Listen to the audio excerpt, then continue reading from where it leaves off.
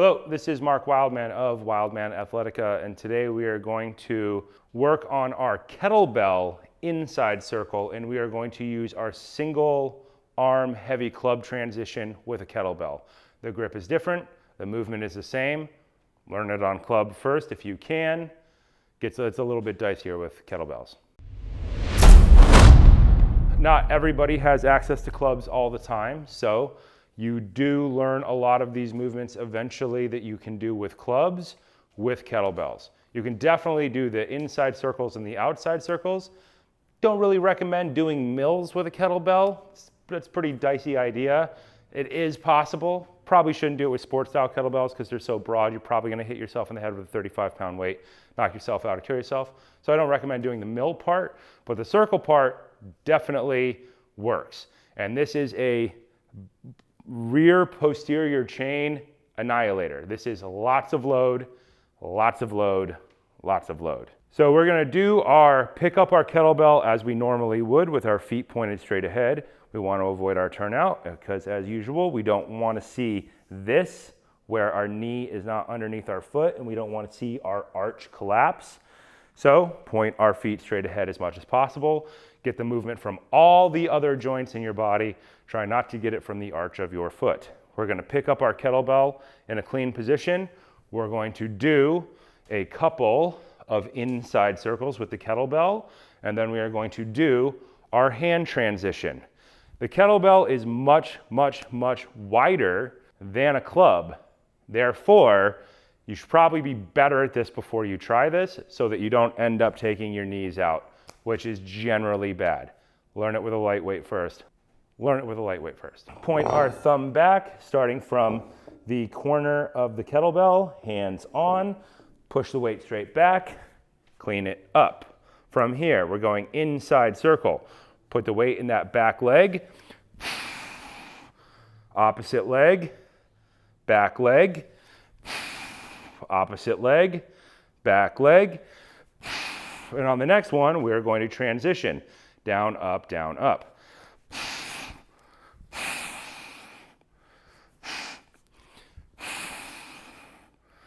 Same side, opposite side, same side, opposite side, hand transition, same side, opposite side, and go. One circle, transition, one circle, transition, one circle, transition. To set it down, easiest way you can, the way least likely to hurt you, which is the way you've done the most, which is forward and back. When we're doing this activity, just like with our normal transition, we're transitioning with our thumbs up so that our hands aren't in the way of each other. The same thing is true on this exercise. As we transition, we're going to roll our thumb up so we can get our hand on the other side of the kettlebell. As this one comes off, this one goes on, we're going to transition down. That thumb is going to point up. We're going to come into our inside circle, rotate across, transition our weight. Thumb points up, down as we go, thumb points up. It's going to turn somewhere in this lower vector. Where it turns is up to you. Don't hit yourself in the knee. You're probably doing it generally correct.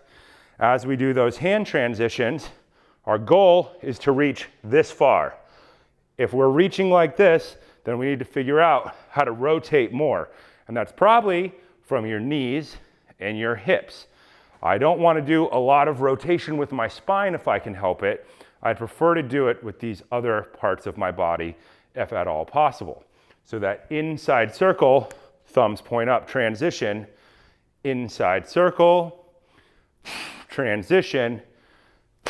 If my hands are together, then I know I'm doing it correct. If I can reach this far, then I'm getting the motion not from specifically something up here, my shoulders. I'm going to get it from my ankles, my knees, and my hips. So my spine can rotate around the central axis and remain strong.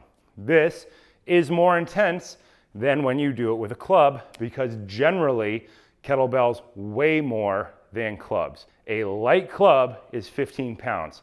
A light kettlebell is 35 pounds. Be aware of that extremely large weight difference as you're doing this. Every time you swing across the inside of the body, something in your pelvic floor and your lower abs is gonna fire. Something. Figure it out. Don't drop it on yourself. And yeah, don't hit yourself in the knee. Most important part, don't hit yourself. This has been Mark Wildman of Wildman Athletica.